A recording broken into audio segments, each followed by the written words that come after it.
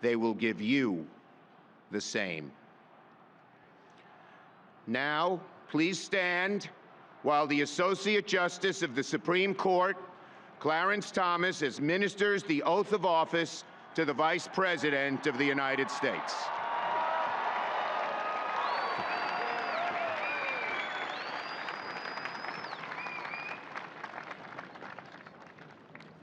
Place your hand on the Bible. Place your hand.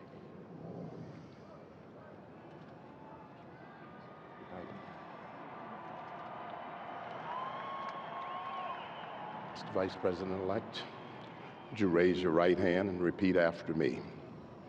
I, Michael Richard Pence, do solemnly swear.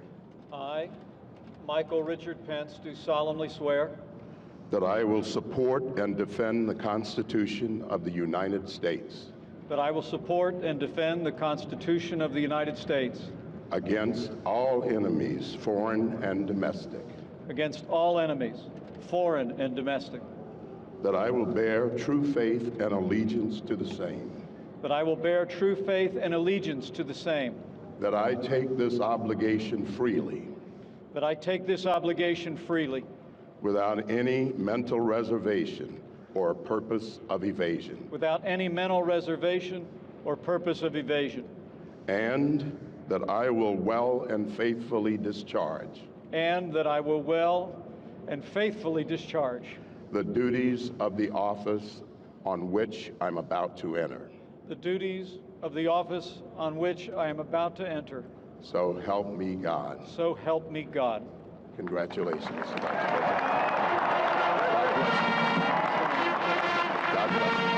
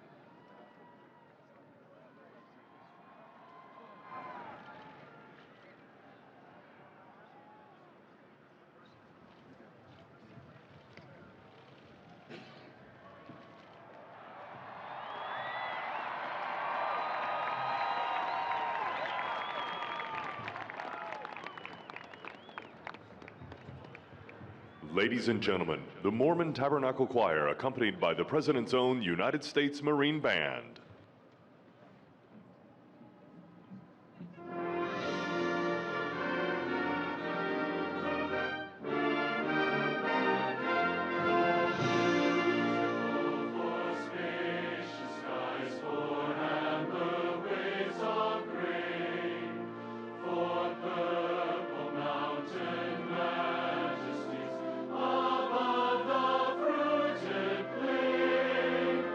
Amen.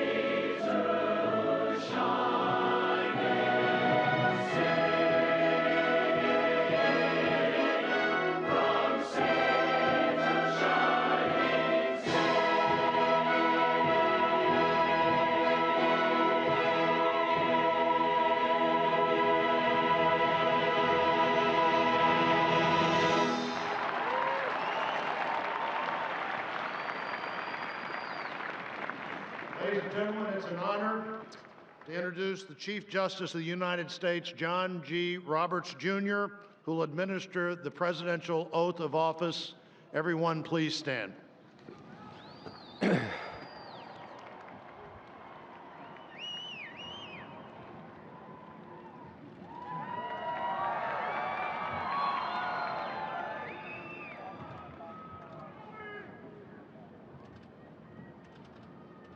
Please raise your right hand and repeat after me.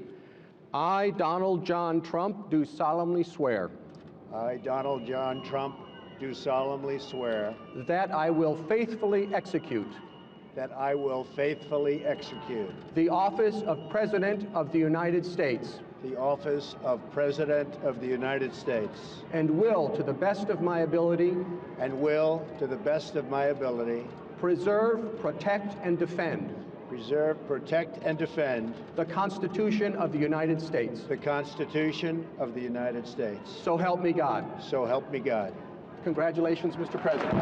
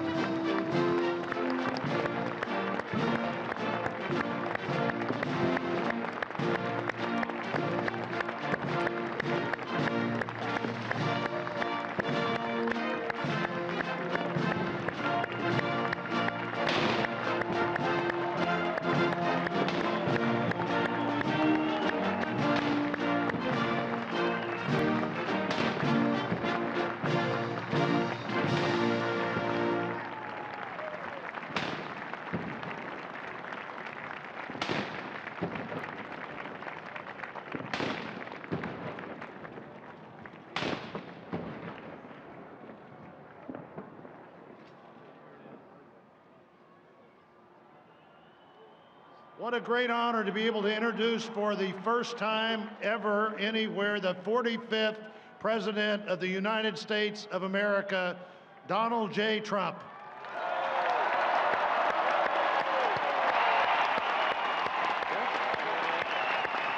Did I get that one right?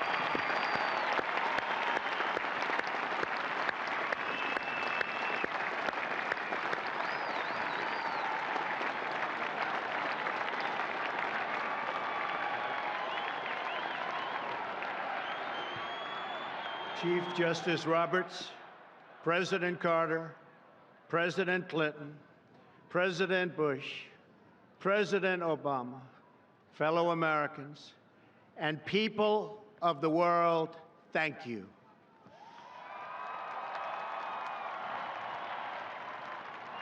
We, the citizens of America, are now joined in a great national effort to rebuild our country and restore its promise for all of our people. Together, we will determine the course of America and the world for many, many years to come. We will face challenges. We will confront hardships, but we will get the job done. Every 4 years, we gather on these steps to carry out the orderly and peaceful transfer of power. And we are grateful to President Obama and First Lady Michelle Obama for their gracious aid throughout this transition. They have been magnificent. Thank you.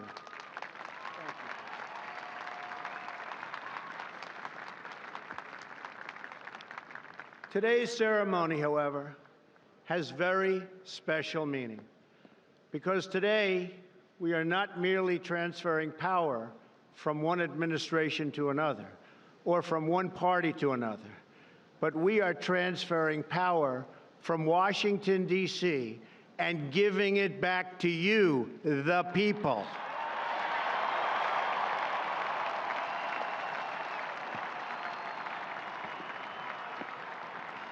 For too long, a small group in our nation's capital has reaped the rewards of government while the people have borne the cost. Washington flourished, but the people did not share in its wealth. Politicians prospered, but the jobs left and the factories closed. The establishment protected itself, but not the citizens of our country. Their victories have not been your victories. Their triumphs have not been your triumphs. And while they celebrated in our nation's capital, there was little to celebrate for struggling families all across our land.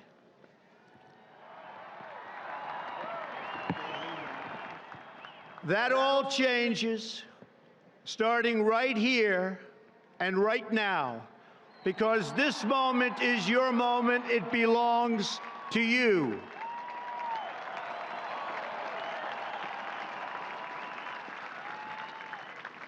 It belongs to everyone gathered here today and everyone watching all across America.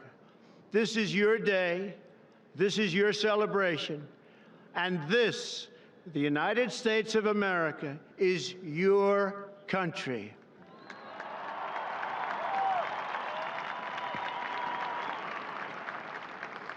What truly matters is not which party controls our government, but whether our government is controlled by the people. January 20th, 2017 will be remembered as the day the people became the rulers of this nation again.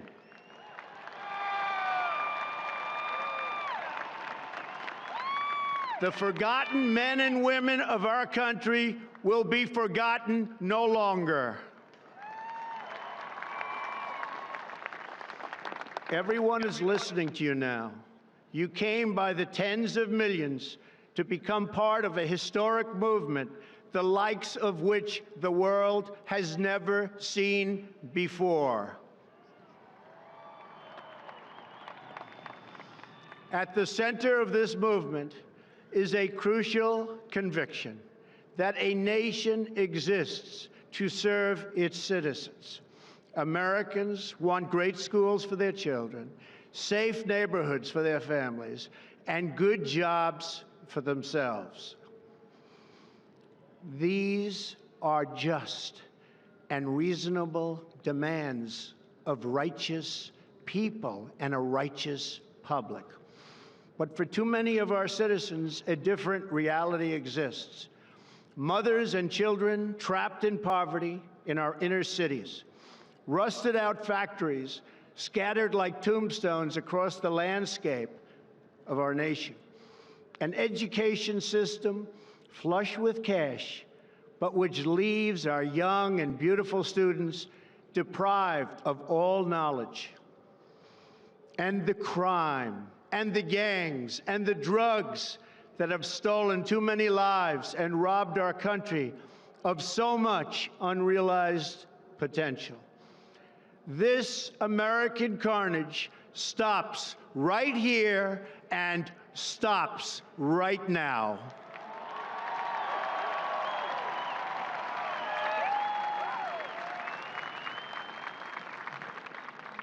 We are one nation, and their pain is our pain. Their dreams are our dreams, and their success will be our success. We share one heart, one home, and one glorious destiny.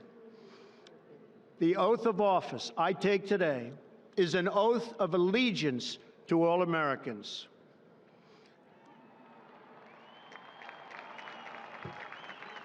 For many decades, we've enriched foreign industry at the expense of American industry, subsidized the armies of other countries while allowing for the very sad depletion of our military.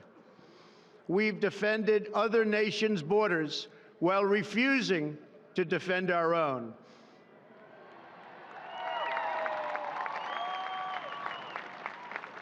And spent trillions and trillions of dollars overseas while America's infrastructure has fallen into disrepair and decay.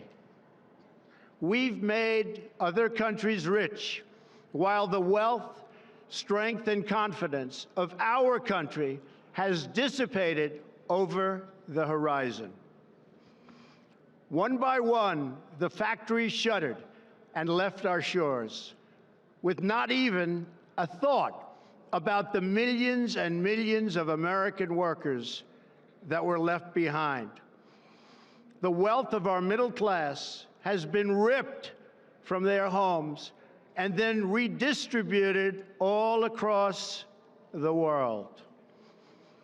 But that is the past, and now we are looking only to the future.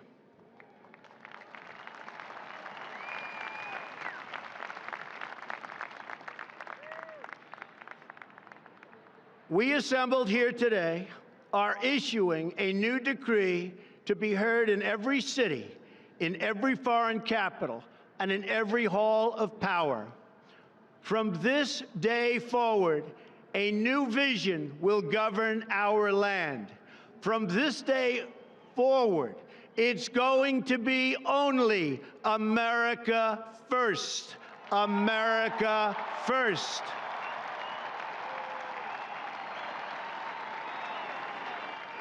Every decision on trade, on taxes, on immigration, on foreign affairs will be made to benefit American workers and American families.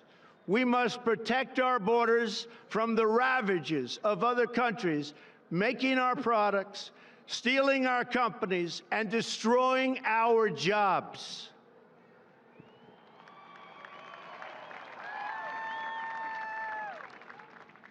Protection will lead to great prosperity and strength. I will fight for you with every breath in my body, and I will never, ever let you down.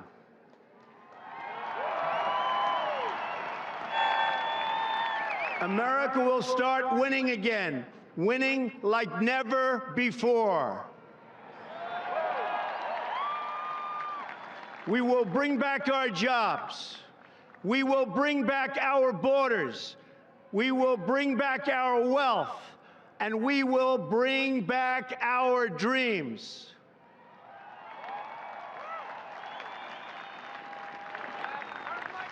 We will build new roads and highways and bridges and airports and tunnels and railways all across our wonderful nation.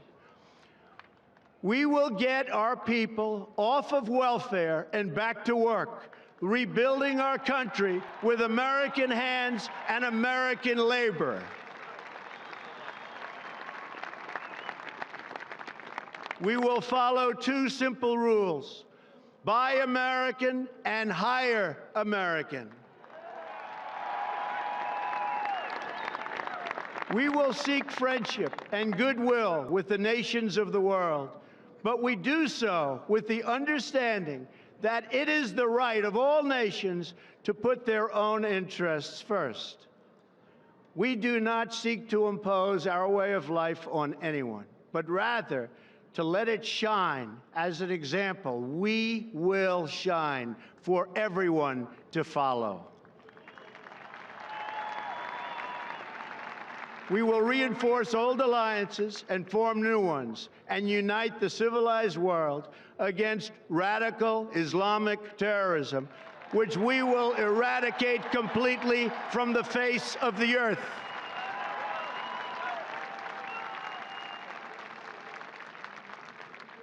At the bedrock of our politics will be a total allegiance to the United States of America. And through our loyalty to our country, we will rediscover our loyalty to each other. When you open your heart to patriotism, there is no room for prejudice.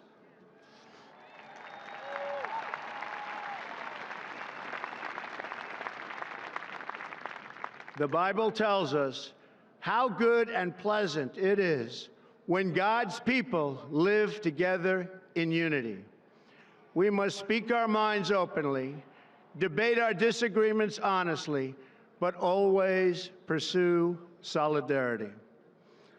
When America is united, America is totally unstoppable.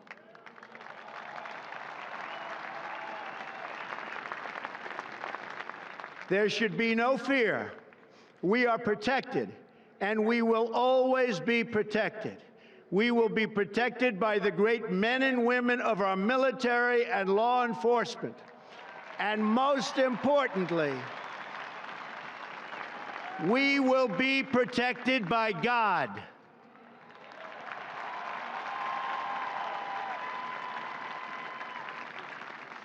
Finally, we must think big and dream even bigger. In America, we understand that a nation is only living as long as it is striving. We will no longer accept politicians who are all talk and no action, constantly complaining but never doing anything about it.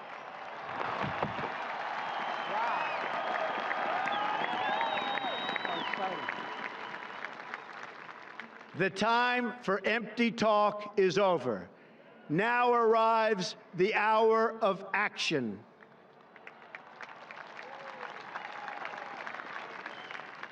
Do not allow anyone to tell you that it cannot be done. No challenge can match the heart and fight and spirit of America.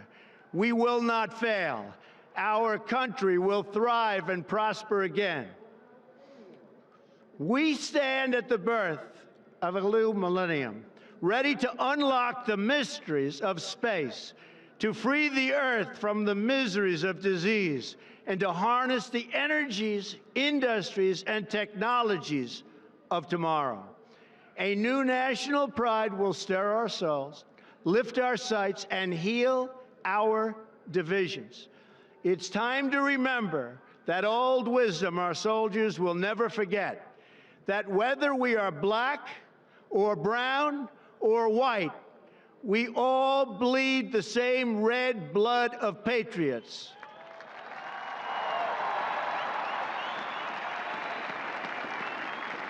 We all enjoy the same glorious freedoms, and we all salute the same great American flag.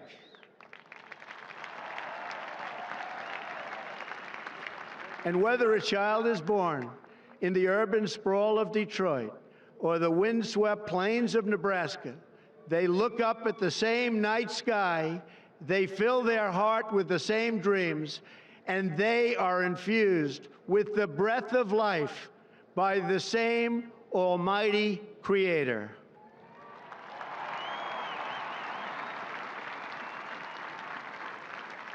So to all Americans in every city, near and far, small and large, from mountain to mountain, from ocean to ocean, hear these words: you will never be ignored again.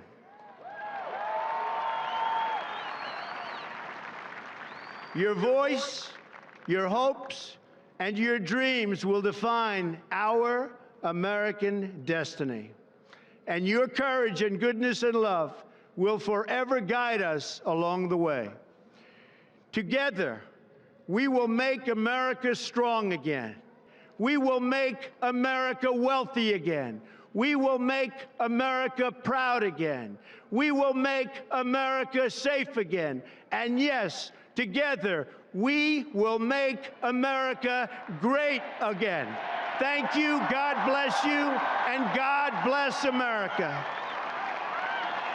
Thank you. God bless America.